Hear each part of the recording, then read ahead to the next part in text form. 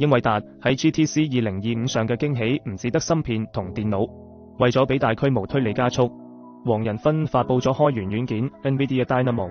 呢個可真係用嚟加速同擴展 AI 工廠裏面晒推理模型嘅犀利武器。黃仁勳話佢本質上就係 AI 工廠嘅操作系統，個名嘅靈感源於啟動上次工業革命嘅第一台儀器，呢就預示住佢喺新一輪 AI 革命中會扮演關鍵角色，就好似俾跑車換上咗超級強勁嘅引擎。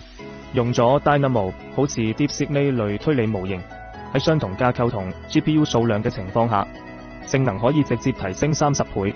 呢個效率提升真係好犀利啊！喺機器人領域，英偉達都有大動作。黃仁勳指出，勞動力缺乏係人類面臨嘅大難題，而機器人就係破解困局嘅關鍵。呢個行業未來潛力無限。而家我哋處於代理 AI 時代，往後好快就要邁向物理 AI 啦。基於呢個，英偉達推出咗專門為機器人設計嘅通用基礎模型 GL00TN1，呢可是全球首個開放且完全可以定製嘅通用人形推理同技能基礎模型。而且英偉達仲拉埋 Google DeepMind 迪士尼一齊合作開發 Newton 機器人平台。黃仁勳喺現場仲邀請咗一個叫 Blue 嘅機器人上台展示成果，睇到人心血沸騰。感覺機器人改變生活嘅時代好快就要嚟啦。再講同其他企業嘅合作，黃仁勳宣布通用汽車同英偉達嘅合作要升級。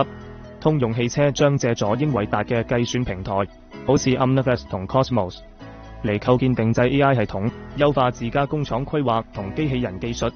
同時仲會用 NVIDIA DriveX 作為車載硬件，為未來嘅高級駕駛輔助系統同車內增強型安全駕駛體驗提供支持。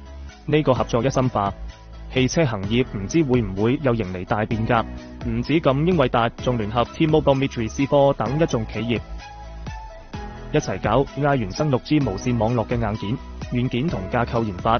呢個要是成功嘅話，未來嘅網絡體驗肯定會提升好多個檔次。另外，英偉達喺波士頓建立咗研究中心，全身心投入到量子計算領域。呢個研究中心會將領先嘅量子硬件同人工智能超級計算機整合埋一齊，全力攻克量子計算入面嘅難題。從量子比特噪聲到將實驗量子處理器變成實用設備，都喺研究範圍之內。最後，英偉達推出全新嘅 NVIDIA Cosmos 世界基礎模型，為物理 AI 開發帶嚟咗開放且完全可定製嘅推理模型，仲搭配推出2個新藍圖，由 NVIDIA Omniverse 同 Cosmos 平台提供支持。好多行業領導者都已經率先用 Cosmos 為物理 AI 生成更豐富嘅訓練數據。